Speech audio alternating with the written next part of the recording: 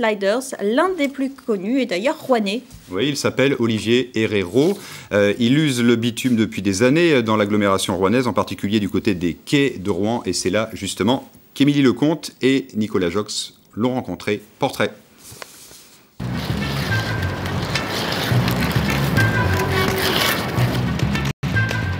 Des rollers, il y en a beaucoup sur les quais de Rouen. Mais la glisse d'Olivier, c'est différent.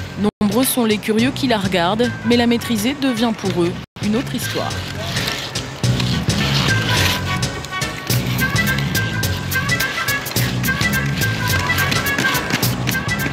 Très impressionnant, oui. C'est vrai qu'il fascine en fait. Sa facilité, son aisance, il fait ça comme s'il était né avec les patins aux pieds. C'est oui, très impressionnant. Bon, déjà bien rouler sans tomber, c'est déjà un bon challenge pour moi. 9 ans maintenant qu'Olivier ne jure plus que par ses roulettes. 9 ans qu'il tente, sans entraîneur ni club, de mieux faire connaître un sport jusqu'ici plutôt réservé aux initiés.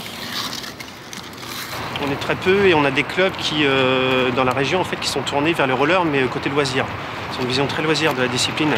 Ils ne font pas de compétition et tout simplement, ils organisent des séances d'1h30 par semaine, ce qui est bien pour du loisir, mais pas du tout en ce qui nous concerne.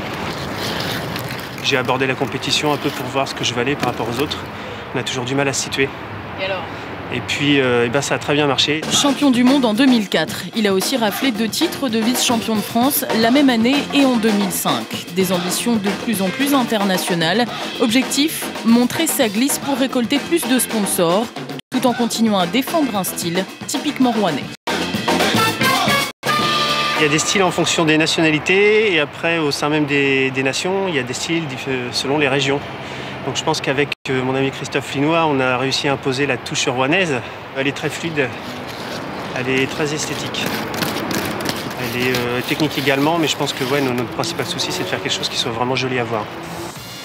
Prochain objectif, l'Open Festival Glisse de Paris en juin prochain avant Barcelone et Moscou en février. Rouler sa bosse autour du monde, un rêve de gosse qui se réalise pour Olivier. Allez, quelques images de la demi-finale.